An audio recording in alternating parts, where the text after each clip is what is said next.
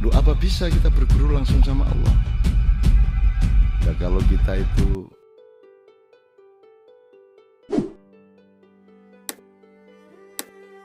Bismillahirrahmanirrahim. Shadaqallahul adzim. Teman-teman, bapak-bapak, ibu-ibu semuanya, saya itu sering dimarahi orang.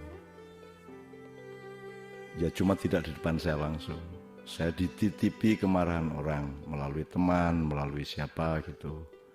Bilang itu sama MH itu. Gara-gara dia bilang bahwa berguru langsung kepada Allah, itu membuat banyak anak-anak muda sesat.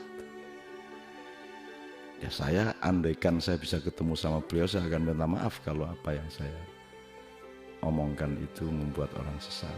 Dan saya akan berguru kepada dia tentang kesesatan.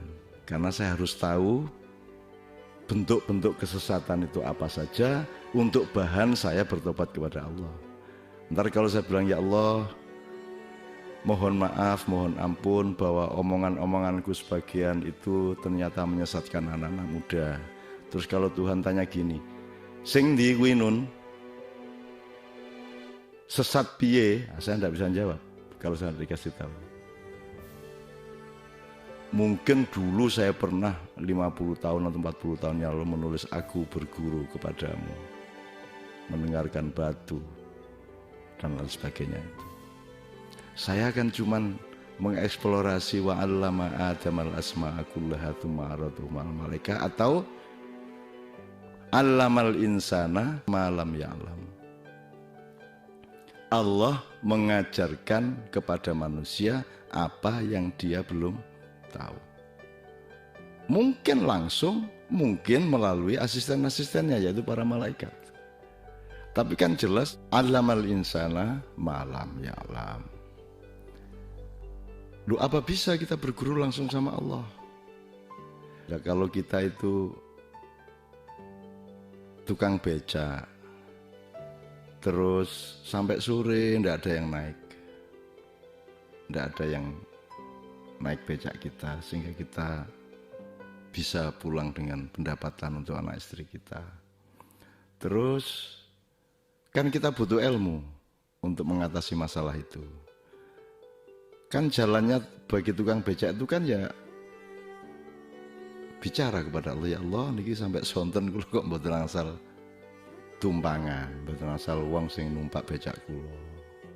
Mbok sampean wurui ya napa kula kudu ya napa, kan boleh ngomong gitu. Apa terus becak gak payu terus melayu nang MUI, melayu ndolek kiai, terus melayu ndolek, kan enggak bisa. Jadi sebenarnya dalam kehidupan kita banyak sekali momentum-momentum di mana kita mohon diajari oleh Allah. Bukan hanya minta, tapi butuh diajari untuk berlaku yang benar. Ihdinas siratal mustaqim terus menerus. Ihdinas siratal mustaqim itu kan tidak hanya terus Allah menuntun secara langsung dan kita buta terhadap tuntunan itu.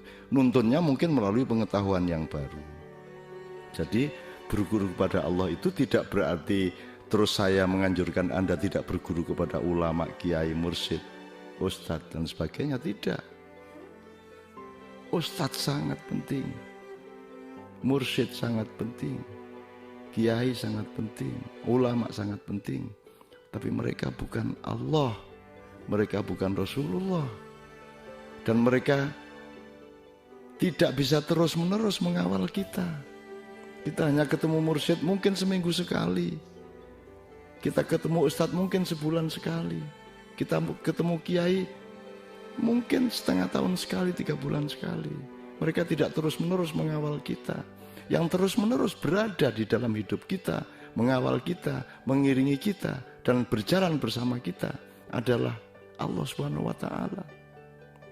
Kalau engkau sendirian, aku yang kedua, kata Allah. Kalau engkau berdua, aku yang ketiga. Kalau kau berempat, aku yang kelima. Allah selalu bersama kita. Dan kesadaran tentang Rasulullah juga selalu bersama kita. Jadi mohon diakuilah hak-hak setiap orang untuk berada bersama Allah dan Rasulullah setiap detik. Karena yang lain tidak mungkin mengawal kita 24 jam sehari. Dan di dalam keberiringan dan kebersamaan kita dengan Allah dan Rasulullah itu mosok nggak boleh kita minta diajari. Itu loh. Jadi saya mengatakan belajar langsung kepada Allah itu tidak berarti yang selain Allah kita negasikan. Kita belajar kepada siapa aja, jangankan kiai, kepada maling pun kita belajar, kepada orang yang lebih bodoh pun kita belajar, kepada orang yang buruk pun kita belajar. Ilmu itu begitu luasnya sehingga jangan menyangka orang pandai yang bisa mengajar orang bodoh. Bahkan orang bodoh itu mengandung ilmu-ilmu, tikungan-tikungan pengetahuan yang bisa melebihi orang-orang pandai.